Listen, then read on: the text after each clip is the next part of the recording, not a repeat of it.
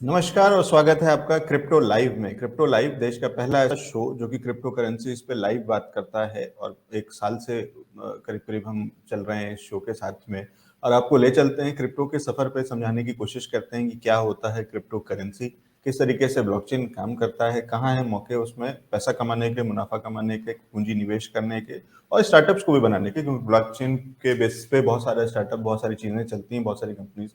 तो ये सिर्फ ट्रेडिंग और इन्वेस्टमेंट की ही चीज नहीं है, उसके बियॉन्ड भी बहुत कुछ है।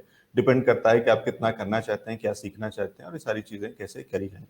इस क्रम में, इस सफर में हमारे साथ में होते हैं देश के बड़े एक्सपर्ट जो क्रिप्टो करेंसीज को बहुत गहराई से समझते हैं। उन्होंने बहुत सालों तक इसमें काम किया है, उसमें पढ़ाई करी है, रिसर्च करी है और उससे निकाल करके वो कुछ ऐसे चीजें लाते हैं या बताते हैं, जानकारियां हमारे साथ में शेयर करते हैं, जिससे हम समझ सकते हैं कि काम कैसे कर रहा है क्रिप्टो का बाजार, क्रिप्टो के इंडस्ट्री सेक्टर में क्या क्या चीजें उतार चढ़ाव क्या क्या है और हमें क्या करना चाहिए, कहाँ काम करके कैसे मुनाफा कमाया जा सकता है। हमारे साथ जुड़ रहे हैं अगले मेहमान, खास मेहमान राहुल सिंह सिरोही जी हैं और बड़ा नाम है क्रिप्टो इंडस्ट्री के अंदर में। देश इन्होंने बड़ी रिसर्च भी करी हुई है, इनके खुद के प्रोजेक्ट बहुत सारे चल रहे हैं और उस पर हम समय समय पर जानने की कोशिश करते रहते हैं कि किस तरीके से क्रिप्टो के अंदर में क्या नई चीजें कर रहे हैं। आज समझने की कोशिश करते हैं राहुल जी से, क्योंकि अभी तो बहुत ज्वलंत मुद्दे हमारे सामने हैं और कुछ एक समय से हम अभी क्रिप्टो में डिस्कशन नहीं कर पाए, तो राहुल जी से समझने की कोशिश करते हैं उन ज्वलंत मुद्दों पर क्या राय है। राहुल जी, बहुत स्वागत है हमारे शो में। गुड मॉर्निंग अलेक्स सर, कैसे हैं? बिल्कुल अच्छा हूं सर। राहुल सर, सबसे पहले तो बिल पार्लियामेंट में है, आएगा नहीं आएगा, कब आएगा, थोड़ा अभी वो संशय ये है, क्योंकि केवल प्लेसमेंट की चीजें हैं। जिस तरीके से पार्लियामेंट काम कर रही है पिछले कुछ, जब से शुरू हुआ है सत्र, और उसके अंदर में जिस तरीके की उथल पुथल हो रखी है, कभी कभी उम्मीद कम लगती है कि इस पर्टिकुलर इस शीतकालीन सत्र में या शीतकालीन सत्र के पहले हिस्से में, क्योंकि 2 चरणों में होता है ये विंटर सेशन, तो इधर दिसंबर में होगा और उसके बाद फिर एक ब्रेक लेकर के फिर जनवरी में चालू होगा। तो कुछ कुछ उम्मीदें आगे पीछे होती रहती हैं कि दिसंबर में आ भी पाएगा या जनवरी वाले में जाएगा या उसके आगे जाएगा, तो पता नहीं। आप कैसे देखते हैं? एक तो पहले ओवरऑल व्यू आपका क्या है केवल क्रिप्टो बिल को लेकर के? ओके, देखिए, इंडिया एक डेमोक्रेटिक है, ये सबको मालूम है और तकरीबन पिछले ऑलमोस्ट 10 इयर्स हो गया है मेरे को। एंड जब से काफ़ी स्टडी करने के बाद में मैं इस फील्ड में आया हूँ उसके बाद जब लीगलिटीज़ के सेक्शंस मार्केट में वर्ल्ड वाइड इनिशिएट हुए 2016 में जब यूएस ने अपना आईआरएस की गाइडलाइंस क्रिप्टो के ऊपर डाली और उसके ऊपर इनिशिएटिव लेना चालू किया। 2017 का बुल रन आया, काफ़ी कुछ आईसीओ का दौर था, बहुत सारे लोगों का लॉस भी हुआ, लोगों का अवेयरनेस नहीं थी, हर किसी में एंटर हुए, थोड़ा सा रिस्ट्रिक्टनेस के साथ उसमें आईसीओ के कुछ टाइम आया कि आईईओ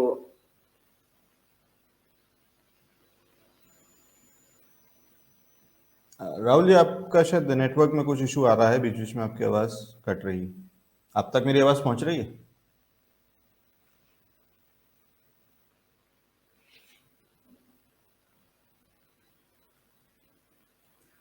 राहुल जी, आप मुझे सुन पा रहे हैं? और अपनी गवर्नमेंट ने जी। अपने अपने तरीके से कुछ ना कुछ उसको इनिशिएटिव लिया है। अब आते हैं अपने इंडियन गवर्नमेंट के ऊपर। इंडिया प्रॉपरली एक तो डेमोक्रेटिक है, दूसरा ऐसे बहुत बड़ा पॉपुलेटेड कंट्री है। यहाँ पर इतनी आसानी से इतनी चीजें हो जाना, ये मेरा पहले भी बढ़ रहा है, पॉसिबल नहीं है। हाँ, एक एंट्री पॉइंट जरूर था कि पहला इनिशिएटिव कब लिया जाएगा। तो 2021 अपने लिए बहुत एक गोल्डन बेंचमार्क है कि जब फरवरी में इसके ऊपर इनिशिएटिव लिया गया और इसको अपना पार्लियामेंट्री सेशंस में एंट्री दी गई, चाहे वो किसी भी न्यूज के माध्यम से छोटी एंट्री किसी भी तरह रही। उसके बाद एक इसका सैंडबॉक्स क्रिएट किया गया, प्राइवेट विंडो खोली गई, जो एक बहुत बड़ा इम्प्लीमेंट था, क्योंकि सबसे पहले हमारे पास एक ही कयास थे कि एक एवरेज। राहुल जी, लेकिन इससे उम्मीद क्या है? इस बिल से आपको उम्मीद क्या है? क्रिप्टो इंडस्ट्री क्या चाहती है कि क्या बिल में होना चाहिए? हमें कुछ नहीं पता कि उसके अंदर में उन्होंने क्या डाला है और वो क्या पास करने वाले हैं, कोई नहीं जानता है। लेकिन आपकी उम्मीद क्या है? मैं थोड़ा सा उसी लाइन पर आ रहा हूँ जी। तो बेसिकली क्या है कि अभी जब स्टार्टअप फैब में लिया गया था तो सबसे पहले लोगों का एक मानसिकता थी कि जो गवर्नमेंट पार्लियामेंट्री सेक्शंस में लोग बैठे हैं वो ऑन एन एवरेज निकालेंगे हम तो एज 55-60 के अराउंड के है एंड जितने भी लोग इस इंडस्ट्री में काम कर रहे हैं उनकी एवरेज कॉस्ट अगर काउंट करेंगे जो एज है वो नियर अबाउट 20, 22, 24, 25 मतलब 20 to 30 ईयर्स। तो ये न्यू एज टेक्नोलॉजी है, एक उससे डबल एज का व्यक्ति क्या इसको अंडरस्टैंड कर पाएगा, तो ये सबसे बड़ी एक मुद्दा था।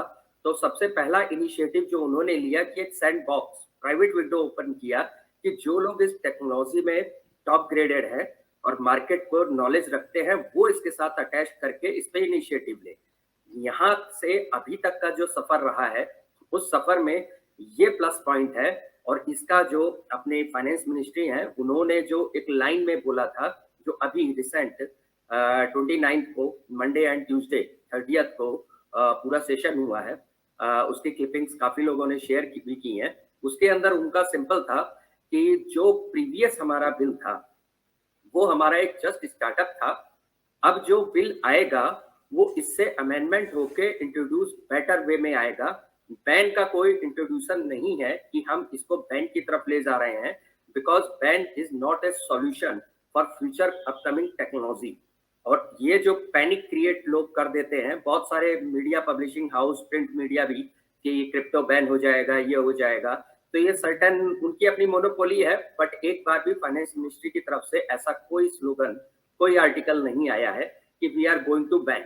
हाँ, उसमें कुछ कंडीशंस हैं जो हम लोग भी बिल्कुल चाहते हैं कि जो आपकी अनसर्टेन करेंसीज हैं जो क्योंकि टेक्नोलॉजी है हर जगह प्लस भी है तो माइनस है, भगवान मिलेंगे तो राक्षस भी मिलेंगे, ऑब्वियस सी बात है, इसमें कोई बुराई नहीं है। तो जहां बुरे लोग हैं और गलत लोग मार्केट के सेंटिमेंट्स को हार्ट कर रहे हैं और बहुत ज्यादा लेवल पर पब्लिक का लॉस होता है क्योंकि पैसा मार्केट से ही जाता है। उस पर राहुल उन्होंने जो अभी मैं कल देख रहा था तो शायद ये निश्चल शेट्टी जी ने वजीर एक्स के जो फाउंडर हैं उन्होंने एक अच्छा इंटरेस्टिंग वो एनालॉजी दी थी, एक एग्जांपल दिया था कि कुछ एक वेबसाइट्स अगर खराब हैं तो आप उसके लिए इंटरनेट नहीं बैन कर देते हैं। तो उसी तरीके की चीजें हैं। और लेकिन आयरनी ये है कि वो जो कुछ एक खराब हैं या कुछ जिनसे ज्यादा समस्या या जहां पे ज्यादा इस तरीके के क्वेश्चन मार्क ज्यादा लगे हैं, सवालिया निशान जिनके कामों पे लगे हैं जिन एक्सचेंजेस में, उसमें सबसे बड़े एक्सचेंज के मालिक वो खुद हैं।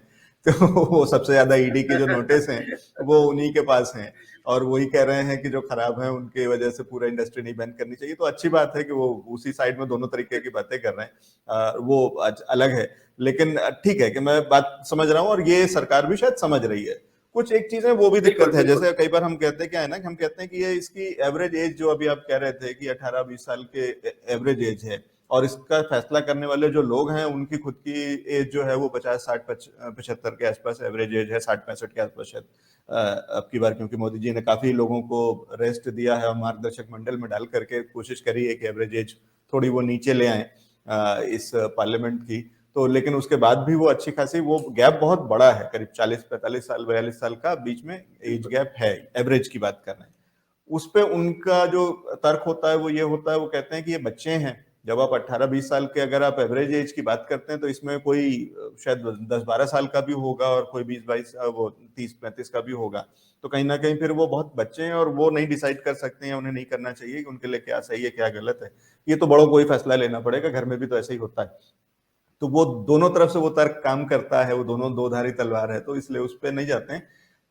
मिलने क्या वाला है, मतलब अगर हम मान लेते हैं कि सब कुछ अच्छा होता है, सरकार समझ जाती है, कोशिश करती है, क्योंकि वहां बहुत लोग हैं जो अच्छे पढ़े लिखे लोग हैं, बहुत सारी चीजों को समझते हैं, ब्लॉकचेन पे काफी सारा सरकार भी काम कर रही है, खुद अपनी आरबीआई की करेंसी की भी बात कर रहे हैं। तो इसका मतलब कहीं ना कहीं एक अप्रोच तो पॉजिटिव दिख रही है।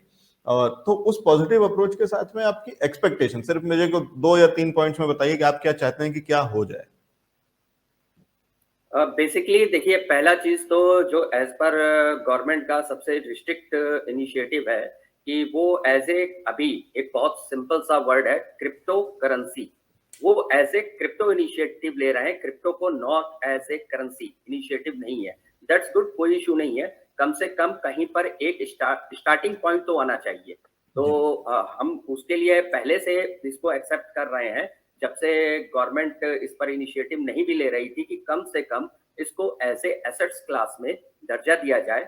उसका जो भी under SEBI, under RBI guidelines जो भी उसका दायरा आता है, या कोई प्राइवेट एंटिटी बनाई जाती है, जैसे मोबाइल एंड कम्युनिकेशन इंडस्ट्री या कम्युनिकेशन इंडस्ट्रीज के ऊपर, क्योंकि ये इंटरनेट से कनेक्टिव है, तो उसके ऊपर मिलाकर कोई एक एंटिटी बनाई जाए, जिसके अंतर्गत ये सारा का सारा इसकी जो पूरी मॉनिटरिंग है वो रखी जाए। सेकंड इस पर है कि आपका करेंसी कुछ एक ऐसी चीज है कि अगर हम इसको टेक्नोलॉजी पार्ट पर समझते हैं, बिटकॉइन हो या अल्ट कॉइन्स हो, कोई भी डेवलपमेंट अगर होगा तो बिना ब्लॉकचेन के नहीं होगा, और ब्लॉकचेन बनेगी तो उसका टोकन एंड कॉइन उसको ऑपरेट करने के लिए जरूर बनेगा। अब उसमें एक वर्किंग उसके ऊपर जो फंडामेंटल्स क्लास होती है, और एक आपकी उसकी एसेट क्लास होती है। जैसे बिटकॉइन एज ए मल्टीपल वे में यूज होता है, लेकिन आपके इथेरियम को अगर हम ले, जो सेकंड जनरेशन का वन ऑफ द बिगेस्ट है, जहां से एक मल्टी कैटेगरीज का क्लास चालू हुआ था, तो वो आपकी मल्टी कैटेगरीज में यूज होता है। इसको आप एसेट्स में भी ले सकते हैं, इसको आप वर्किंग क्लास पे भी ले सकते हैं, इसके ऊपर पूरा डेवलपमेंट कर सकते हैं, इसको टेक्नोलॉजी इंप्रूवमेंट्स में यूज कर सकते हैं, टेक्नोलॉजी इनिशिएटिव, प्राइवेट इनिशिएटिव, इसके अपने सिक्योरिटी सेक्टर्स हैं। तो ए टू जेड हर एक वो कैटेगरी जो आप इंटरनेट 1.0 में आज की डेट में यूज करते हो, वो आपकी इंटरनेट 2.0 जो ब्लॉकचेन इंडस्ट्री है, वो सब कुछ पॉसिबल है, वो भी डिसेंट्रलाइज फॉर्मेट के अंदर। यानी कि आपको एवरी ट्रांजेक्शन बाकायदा क्लियरली शो होता है। जो गवर्नमेंट का एक इनिशिएटिव है, बहुत अच्छा, उन्होंने एक पार्ट है जो मेरा भी उसमें रहा है, कि प्राइवेट जो पार्ट आते हैं, प्राइवेट ब्लॉकचेन्स जो अपने ट्रांजेक्शन्स को शो आउट नहीं करते हैं या वेरी हार्ड क्लोज्ड है, वो सारे पार्ट जहां पर उनको ट्रेस करना थोड़ा सा पॉसिबल नहीं है। और जब पॉसिबल नहीं होता है तो अंदर से इनिशिएटिव कोई भी रॉन्ग लिया जा सकता है, जैसे मनी लॉन्ड्रिंग, पॉन्जी स्कीम्स वगैरह वगैरह बहुत सारी चीजें हैं जो हो सकती हैं। तो वो बिल्कुल है कि आप उसको क्लोज कर सकते हैं, जिसके ऊपर गवर्नमेंट बिल्कुल इनिशिएटिव ले सकती है। अभी की डेट में अगर हम टॉप करेंसीज की बात करेंगे तो 38-40 समथिंग करेंसीज आती हैं जो प्राइवेट, जिनकी ब्लॉकचेन है। तो उसके ऊपर गवर्नमेंट अपनी एक अच्छा वो ले सकती है कि उनको बैन करे, क्लोज करे, या इन पर एंट्री ही ना करे। बट प्रॉपर तरीके से क्रिप्टो करेंसी को जिसे कहते हैं कि लेगिमिटेट करना, वो भी पॉसिबल किसी भी कंट्री के पास नहीं है। वन ऑफ द एल ठीक है, सल्वाडोर तो को आप ये कह रहे हैं कि कुछ ना कुछ कहीं पहला स्टेप तो शुरू हो। आप मत मानो इसको करेंसी है, बिल्कुल और वो क्योंकि वो मैं भी समझता हूँ उसमें वो दोनों चीजें हैं कि वो करेंसी किसके लिए है और किसके लिए नहीं है, वो दोनों अलग अलग चीजें हैं।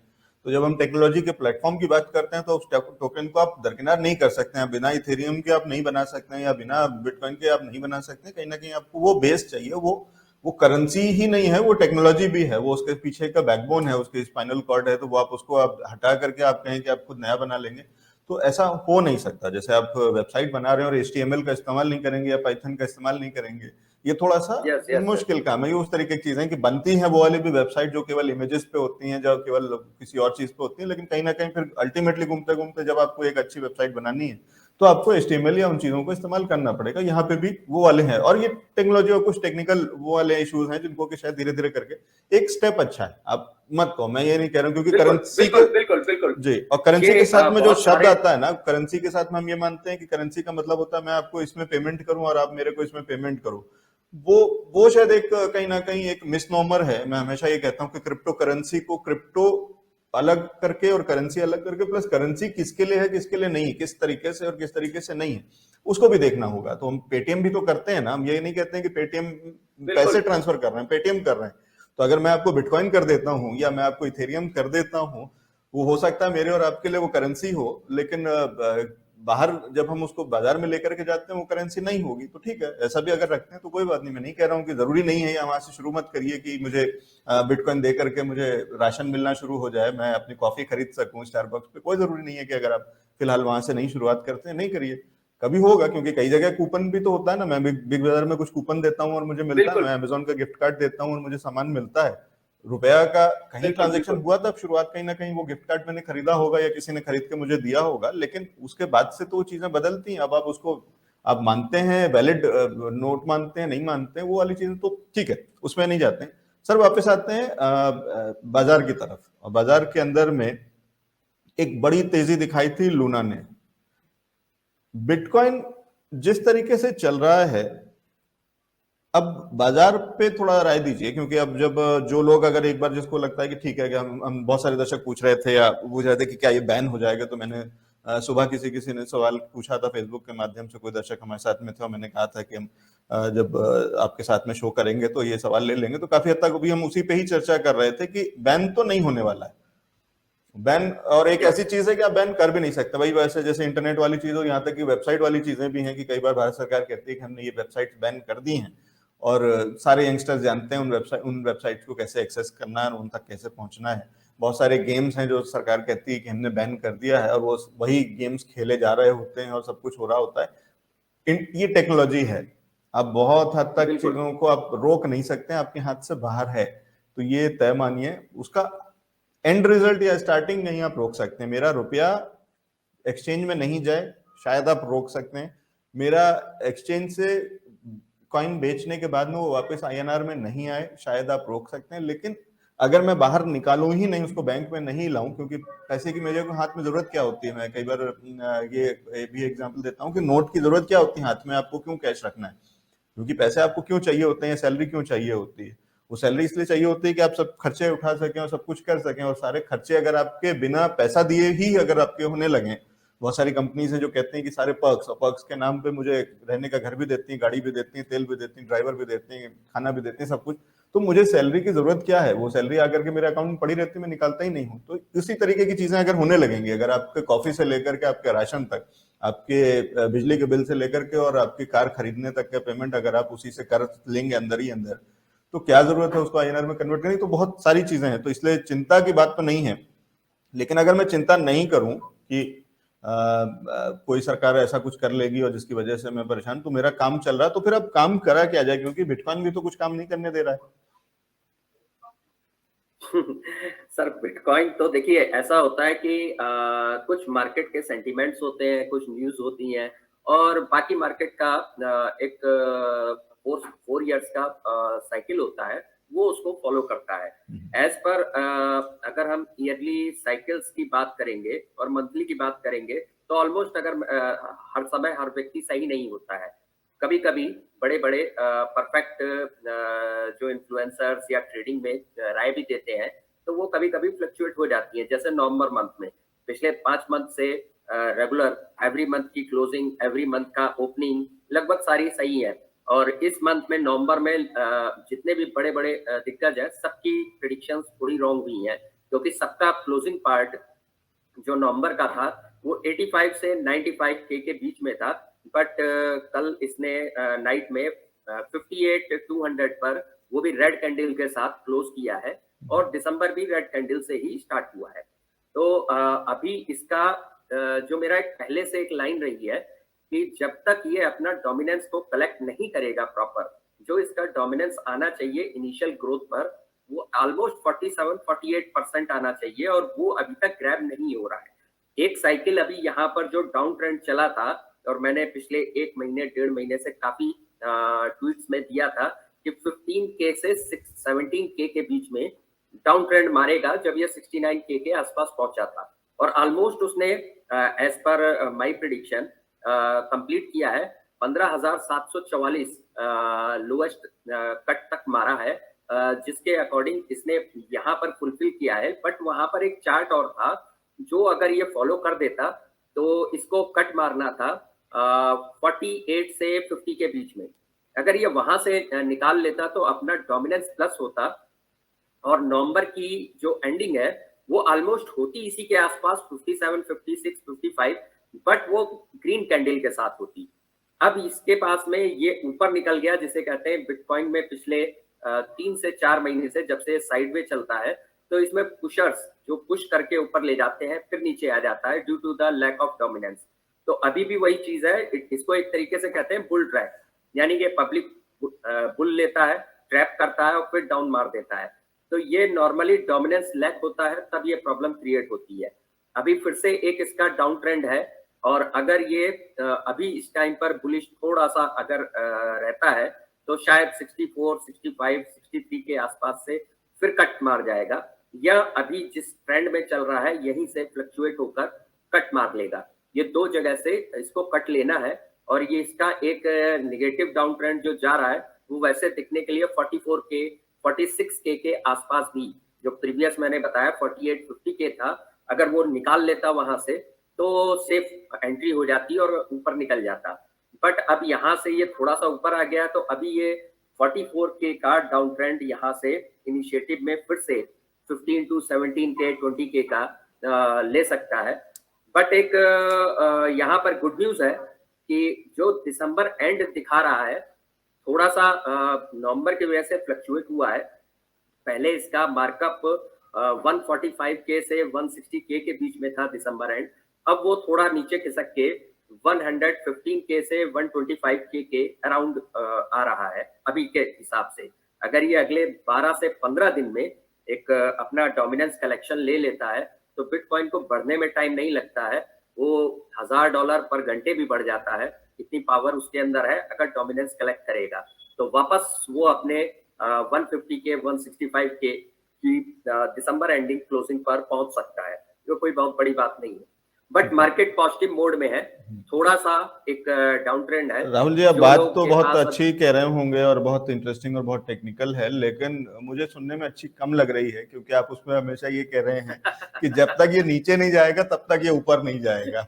तो जो लबोलवाब है वो ये है, आप ये कह रहे हैं कि अगर 48 चला गया होता तो वापस से 60-65 मिल जाता, अब इसको 44 जाना पड़ेगा तब ये वापस 60-65 पहुंचेगा। तो वो जो आप उसकी जो कंडीशन रख रहे हैं ना, ये वही भारत सरकार वाली है कि हम क्रिप्टो चलने देंगे लेकिन आरबीआई की होगी जैसी चीजें कह रहे हैं आप। तो कभी कभी वो जो डराते हैं या उस तरीके की चीजें, कहीं ना कहीं ये भी थियरी मेरे को वैसी लग रही है। ठीक है, लेकिन ट्रेडर्स एक लाइन ऐड करूंगा। प्रीवियस भी मेरी शिवानी के साथ, आपके साथ जब भी हुआ है डिस्कशन और मेरा यहाँ पर आता है, तो मैं 1 महीने पहले जब ये चीज बात करता हूँ तो लोगों को वो दिखता नहीं है, लेकिन जब होता है तब दिखता है कि आपने कहा था और हो गया। तो एग्जैक्टली सर, बिटकॉइन को मैं बहुत सालों से जिस पैटर्न पे देखता हूँ और देख रहा हूँ, 100% नहीं लेकिन लगभग 90%, 95% अप्रॉक्स उसी पैटर्न पर रन करता है। तो वो मैं एक इंडिकेशन उनके लिए होता है जो लोग शॉर्ट टर्म होल्डर होते हैं और पैनिक मोड में आ जाते हैं और कभी कभी अपनी खरीदी हुई चीज को निगेटिव में सेल कर जाते हैं, चाहे किसी भी पैनिक से। तो मेरा उनके लिए राहुल उस पे आता हूं मैं, एक मिनट रुकिए, मुझे फिर इसको थोड़ा डाइजेस्ट कर लेने दीजिए। तो अब, और मैं ये इसमें कहीं पे आपको वो काउंटर नहीं कर रहा हूँ, तो मैं ये नहीं कह रहा हूँ कि आप जो कह रहे हैं मैं उससे एग्री नहीं कर रहा हूँ, सिर्फ मुझे अच्छा इसलिए नहीं लग रहा है क्योंकि आप ये कह रहे हैं कि उसकी कीमत चुकानी पड़ेगी। डोमिनेंस लेना है तो पहले नीचे जाना पड़ेगा, आप सस्ते होंगे तब आपको वो ताकत मिलेगी। और ये मैं मान लेता हूँ, ये हम इक्विटी के अंदर में भी हम ये बात करते हैं, हम स्पोर्ट्समैन के लिए भी हम ये बात करते हैं, हर एक को रेस्ट चाहिए है। आप पहले रात भर अगर अच्छे से सो लेंगे तो कल आपसे तेज कोई नहीं दौड़ पाएगा, लेकिन अगर आप आज रात भर भी प्रैक्टिस करते रहेंगे तो कल आप प्रैक्टिस के साथ में आप सोचें कि कल सुबह आप दौड़ भी जाएंगे और जीत भी जाएंगे, तो वो तो नहीं होने वाला है। हर खेल से पहले, हर कंपटीशन से पहले, हर तेज दौड़ से पहले आपको एक ब्रेक लेना पड़ेगा, आपको अपने आप को, बॉडी को रिचार्ज करना पड़ेगा। तो वो मैं मान गया, ठीक है। और अभी दोनों चीजें आप ये कह रहे हैं कि या तो ये नीचे चला जाए तो अच्छा मिल जाएगा, और या फिर यहां से भी जाएगा अगर ये तो बहुत ऊपर नहीं जाएगा, आप ये कह रहे हैं आखिरी फाइनल मतलब जो आपका। यस क्योंकि इसको अभी एक कट ऑफ डोमिनेंस लेना जो होता है, अब यहाँ से इसको पुश अगर करेंगे, जो पुशर बैठे होते हैं तो वो इसको पुश करने की कोशिश अगेन जैसे प्रीवियस 2-3 महीनों में हुआ है, तो इसको 62, 65, 66 के आसपास अगर ये पहुंचता है, जहां प्रेजेंट कंडीशन है, इससे 8 to 10,000 ऊपर पहुंचेगा तो वहां से रिवर्ट मार देगा, और वहां से रिवर्ट करके ये अब इसमें राहुल जी मेरे 2 सवाल हैं। एक, अगर मैं अपने आप को ट्रैप्ड समझ रहा हूं, अगर मेरा पोर्टफोलियो लाल निशान में दिख रहा है, तो ये जब ये 60-65 के आसपास चलेगा तो बहुत हद तक चांसेस हैं कि मेरा पोर्टफोलियो, मैं पूरे पोर्टफोलियो की बात कर रहा हूँ। बिटकॉइन तो बिटकॉइन, करीब करीब मेरा पूरा पोर्टफोलियो हरे में आ जाएगा, न्यूट्रल ही हो जाएगा। चाहे अगर अभी लाल निशान में चल रहा है तो कहीं ना कहीं वापस मेरी रिकवरी हो जाएगी, कुछ ना कुछ मेरे को 1, 2, 5% कहीं ना कहीं ऊपर दिखने लग जाएंगे अपने कॉइन्स के अंदर में। क्या वो मेरे लिए मौका होगा एग्जिट कर जाने का और वापस वेट करूं कि जब फिर से ये डोमिनेंस के लिए नीचे आए तब मैं री एंटर करूं, या कुछ और सजेस्ट करेंगे आप? इसमें दो पैटर्न है। देखिए इसमें जो ट्रेडर्स एक होते हैं और एक होते हैं शॉर्ट टर्म ट्रेडर या होल्डर्स टाइप के लोग होते हैं। जो लोग स्पेसिफिक पर्टिकुलर करेंसीज पे ट्रेड करते हैं 2, 4, 6 पर, तो वो उनके लिए बिल्कुल है कि जिस टाइम पर अपना मुनाफा गेन करें और मार्केट में डाउन ट्रेंड आएगा, ये लगभग सबको कंफर्म हो जाता है, तो वहां से अपना बुक करके निकलिए। उस टाइम पर थोड़ा सा होल्ड करिए 1, 2 डेज 4 डेज, जब भी नीचे कलेक्शन पे आता है, आफ्टर दैट फिर आप री एंट्री करिए। एंड कुछ लोग वो होते हैं जो होल्डिंग टर्म्स में चलते हैं कि 2 महीने 4 महीने, तो वो मैं तकरीबन नवंबर स्टार्टिंग में टाइम एंट्री का था, उनको दे चुका था और उनको एक शो के माध्यम से भी बताया था कि टिल जनवरी, तकरीबन 3 महीने नवंबर दिसंबर जनवरी, यू गो फॉर होल्ड। आपको जहां से एंट्री ले रहे हो उस टाइम पर जिन्होंने प्रीवियसली है, और वो जनवरी में जिस टाइम निकलेंगे almost 2x 3x 4x 5x depend on किस पर्टिकुलर अल्ट ठीक कॉइन्स पर ठीक है। तो उनका अब इन्वेस्टमेंट है। ये टू ईच हिज ओन है। अगर मैं ट्रेडर हूं तो मैं इस ये जो अपटेक और डाउनटेक जो दोनों चीजें आने वाली हैं उसका फायदा निकालूं और उस पे उसके हिसाब से राइड कर लूं कि जब ऊपर आएगा तो मुनाफा बुक कर लूं और फिर जब नीचे आएगा तो फिर री एंट्री कर लूं। तो वो हुआ। अगर मैं निवेशक हूं और लंबा समय दे सकता हूं, मुझे रोज और टिक टिक करके पूरे समय चार्ट नहीं देखना है, रोज अपने रात नहीं खराब करनी है और मैं निवेश करके भूल जाऊं, तो मैं 3 महीने बाद एक अच्छा मुनाफा निकाल करके बाहर आ सकता हूं। आप ये कह रहे हैं कि जनवरी फरवरी जब भी दिसंबर, मतलब 2-3 महीने बाद ये एक अच्छा मुनाफा देगा। ठीक है। अब दूसरी चीज मुझे ये बताइए, होल्डर क्या चीज है? क्योंकि पहले तो मैं समझता था कि शायद ये होल्डर की स्पेलिंग गलत लिखी है लोगों ने, HOLD की जगह HODL लिख दिया है या कुछ है, हैशटैग बहुत बार, लेकिन अब वो समझ में आने लगा है। अब उसमें मुझे बहुत सारी टी शर्ट भी दिखने लगी हैं कि हैशटैग होल्डर है, होडल है। क्या होता है होल्डर और कैसे काम करता है? एक्चुअली ये होल्डर में वो होल्डिंग का ही एक एब्रिविएशन वर्ड है एनी क्रिप्टो के अंदर। उसका एक स्पेसिफिक हार्ड वे क्या होता है, होल्डिंग मीन्स जो एक हिंदी वर्ड में हम उसको समझते हैं कि आपने किसी को किसी भी पर्टिकुलर प्रोडक्ट को एक सर्टेन टाइम तक होल्ड किया है। और होल्डर की कैटेगरी जो आती है, एक लॉन्ग टर्मिनोलॉजी, एक माइंडसेट बनाया हुआ है कि ये मुझे बेचना ही नहीं है टिल एक मार्कअप। फॉर एग्जांपल सपोज मैंने मैटिक पर इन्वेस्ट किया था आज से 3 साल पहले जब आईसीओ रन हुआ था, और मैंने उसको एक माइंड सेट कर लिया था कि मुझे $10 से पहले सेल ही नहीं करना है, तो I am holder of Matic and Cardano. तो मुझे वो मार्केट में $1 आ जाए या $4 चला जाए, मुझे फर्क ही नहीं पड़ता है। वो मैं $10 जब तक नहीं पहुंचेगा, मैं उसका 1 लॉट 2 लॉट 50% 100% जो भी है, मैं उससे पहले सेल ही नहीं करूंगा। तो आई एम होल्डर। तो इसको एक क्रिप्टो करेंसी की टर्मिनोलॉजी में होल्डर कहते हैं। ठीक है, जिसका कि मैंने एक टारगेट बना लिया और मैं कह रहा हूं कि जब तक वो टारगेट अचीव नहीं होगा तब तक मैं बाहर नहीं जा रहा हूं, चाहे कुछ हो जाए। मेरा पैसा आप माइनस यस में कर दीजिए, आप कैसा भी कर दीजिए, कुछ भी करते रहिए, कोई दिक्कत नहीं है। मैं बैठा हुआ हूँ, मेरे 1 लाख रुपए लगे हैं या 10,000 रुपए लगे हैं, चाहे 1,000 दिखाने लगे, 300 500 2,000 5,000 कुछ भी दिखाता रहे, माइनस से भी दिक्कत नहीं, और 15,000 और 25,000 और 35,000 भी दिखाता रहे तो भी दिक्कत नहीं। ये मैं 10,000 के 1 लाख रुपए या 10 लाख रुपए लेकर के ही मानूंगा और मैं तब तक के लिए वेट कर रहा हूँ। आप ये कह रहे हैं ये होल्डर है? Yes yes yes yes yes yes, इसी को होल्डर कहते हैं।